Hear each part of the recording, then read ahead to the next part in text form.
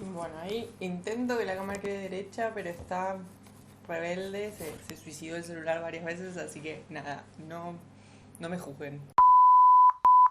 Bueno, el texto que nos toca ver hoy en este video es el texto de Pablo da Silveira. Este es un texto del año 2000, pero que va a tratar sobre la antigüedad, particularmente sobre la democracia en Atenas y un grupo particular de extranjeros en Atenas que contribuyeron en lo que era la construcción de la política griega, que son los sofistas. En esta explicación que les acabo de dar ya les estoy adelantando algunas de las cuestiones del texto. Mi idea es hacer como un lineamiento muy general de lo que trata el texto sin perder profundidad sobre aquello que es interesante y es importante que le presten atención. Da Silveira lo que va a decir es, hay una visión tradicional que es sumamente negativa en cuanto a cuál era el rol o el papel de los sofistas en esta política. Porque se decía, o porque lo que llega hasta nuestros días es esta idea de que los sofistas vendían, se hacían pagar grandes sumas de dinero, en este sentido vendían sus conocimientos, enseñando trampas lógicas o astucias argumentales para lograr ganar debates en la asamblea o en juicios. Entonces,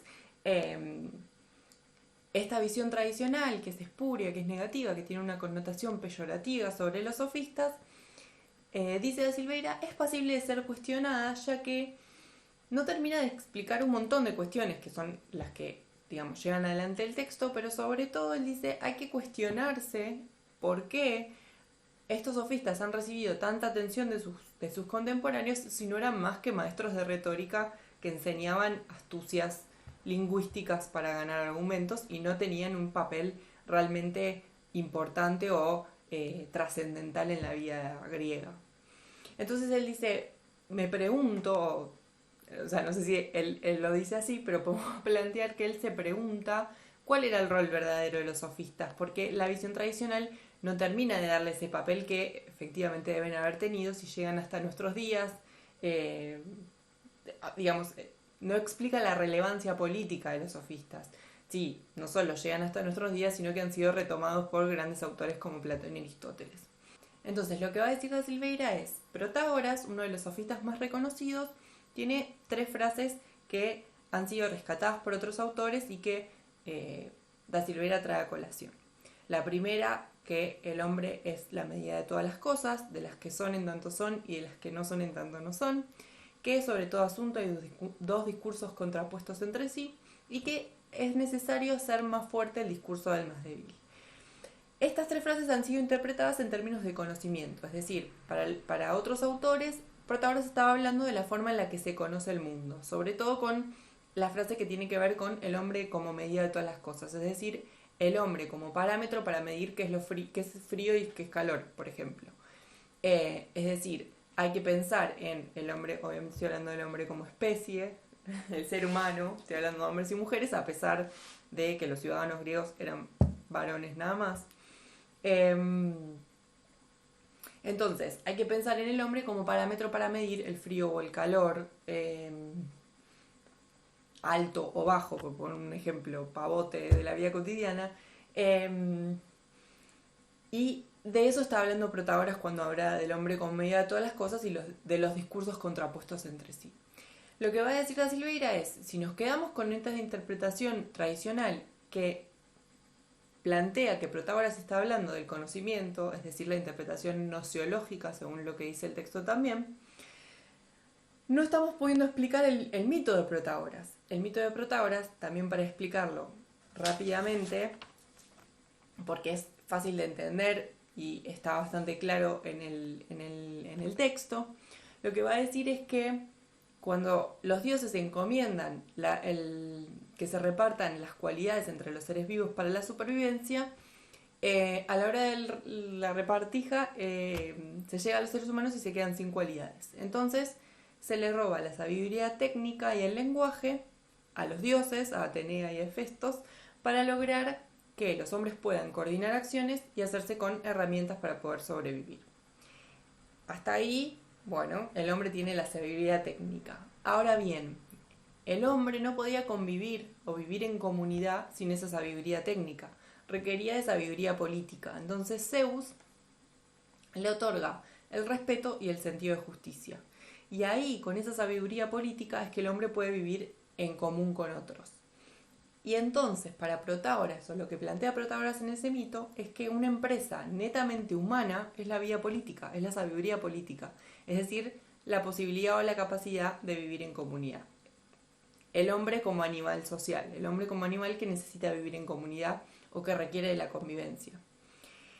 En este sentido, ahí se incorpora a esta, o sea, se empieza como a caer esta visión tradicional porque los sofistas, Protágoras particularmente, en lo que está contribuyendo es en pensar que el hombre tiene una capacidad propia, natural, que lo hace poder vivir políticamente. Y que eso, creo que ya lo dije, pero lo repito, lo hace distinguirse de otros seres humanos.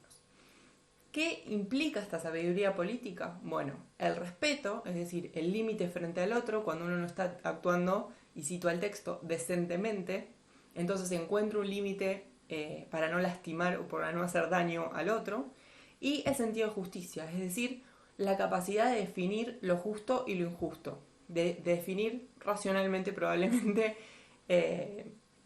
y dentro de su fuero interno qué es lo justo y qué es lo injusto.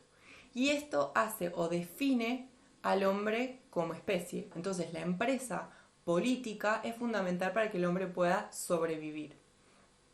¿A qué voy con todo esto del mito y de las frases y etcétera? Protágoras, o este sofista puntualmente, estaba planteando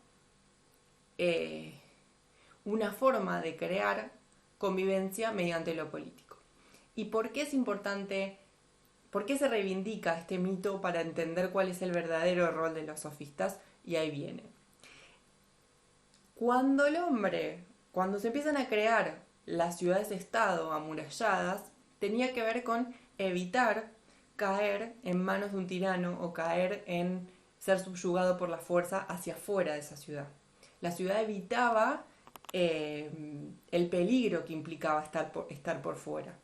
Entonces, hacia adentro de las ciudades, y particularmente en Atenas, lo que se resuelve es necesario crear un sistema mediante el cual no se caiga en manos de un tirano hacia adentro, porque es ilógico pensar que uno es capaz de ser subyugado por la fuerza hacia afuera para hacerlo hacia adentro de la ciudad. Entonces, Protágoras desde el mito lo que plantea es esa capacidad de vivir políticamente es innata en el ser humano. Y algo que no aclaré es que tanto el sentido de justicia como el respeto están repartidos por igual entre los seres humanos. Y eso es lo que plantea Zeus. No puede estar desigualmente distribuido. Todos deben tener esa capacidad porque es algo que es natural en el ser humano. Entonces, esa capacidad política del hombre debía ser puesta al servicio de evitar caer en manos de un tirano. Y ahí se crea la política. La política en el sentido de el arte de arribar a las decisiones, lo leo para que sea claro, el arte de arribar a decisiones mediante discusión pública y obedecer a tales decisiones como necesaria condición para la existencia social. Lograr arribar a decisiones en conjunto que eviten ser subyugados por la fuerza, pero que a su vez los aten a las decisiones que se tomaron libremente. Entonces, por un lado, es Protágoras el que revela o refleja mediante el mito esta idea de por qué es importante lo político para la convivencia y por qué es parte de la naturaleza humana. Pero por otro lado, la importancia de los sofistas es que contribuyen al logro de llevar adelante la política, es decir, de arribar a decisiones en el espacio público y obedecerlas a partir de lo que se conoce como el proyecto isonómico. Isonomía implica igualdad ante la ley. Era necesario que cada uno de los ciudadanos que participaban de las asambleas fueran iguales ante la ley a pesar de sus desigualdades físicas. Los griegos no creían en la igualdad natural, creían en la igualdad legal. Los sofistas en lo que contribuyen no es solamente en entender que la política era la única forma de evitar la tiranía, sino que también contribuyen en otorgarle a todos aquellos que participaban en la asamblea la posibilidad de tomar decisiones. Y acá viene una paradoja que es interesante también para pensar, que es en relación con la libertad. Uno no es libre si puede ser subyugado permanentemente por la fuerza, si esa libertad está todo el tiempo amenazada, pero podría decir tampoco que no es libre cuando está atado a las decisiones que se toman colectivamente, si no participa de esa decisión. Entonces, uno abandona una suerte de libertad para conseguir otra, que es la libertad de acatar, la libertad de obedecer, es rarísima la frase, pero es así, la libertad de obedecer a aquellas decisiones que se toman en conjunto. Y para eso es necesario que todos sean iguales ante la ley. Y vuelvo a las frases de Protágoras. Para eso es necesario que se haga más fuerte el discurso del más débil en un contexto en el que hay discursos contrapuestos entre sí y en el que el hombre es la medida de todas las cosas, en el sentido de que tiene el sentido de justicia y de respeto y que es el único que puede dirimir sus propios conflictos. Porque si no los dirime él, los dirime un tirano. Si no los dirime cada uno de esos ciudadanos con la posibilidad de incidir en la toma de decisiones, gracias a la isonomía, gracias a la igualdad ante la ley, entonces no es libre. Entonces no va a obedecer esas decisiones.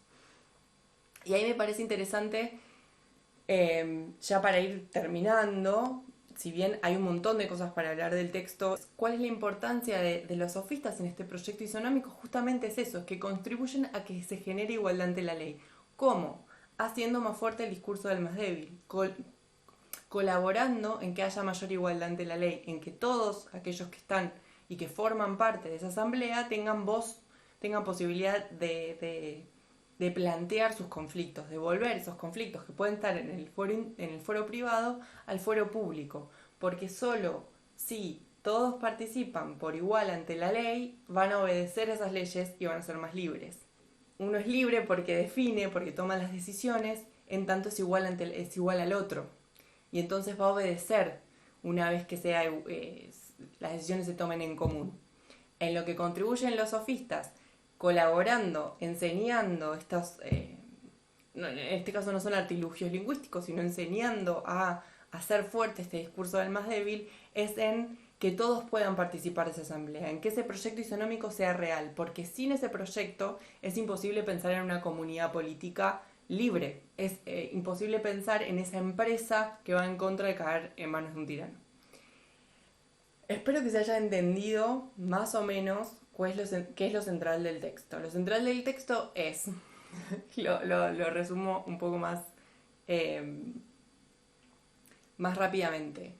Lo central es pensar en rechazar de alguna manera algunos de los supuestos de la interpretación tradicional que asumirían que los sofistas solamente eran maestros que se hacían pagar grandes sumas de dinero a cambio de enseñar trampas lógicas y hacerle daño a la democracia de alguna forma, sino que hay una forma de interpretarlos como quienes colaboraron en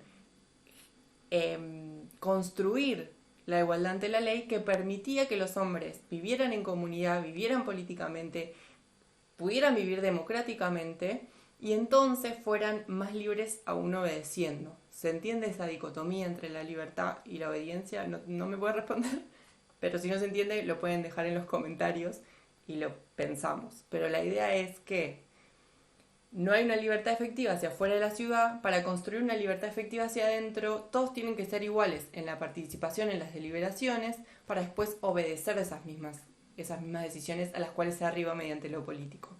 Y en eso es que contribuyen los sofistas. Entonces, esta nueva interpretación política que escapa a la tradicional incluye esta idea de que la sabiduría política es parte de la naturaleza humana y que eso le permite la convivencia y que en eso contribuyeron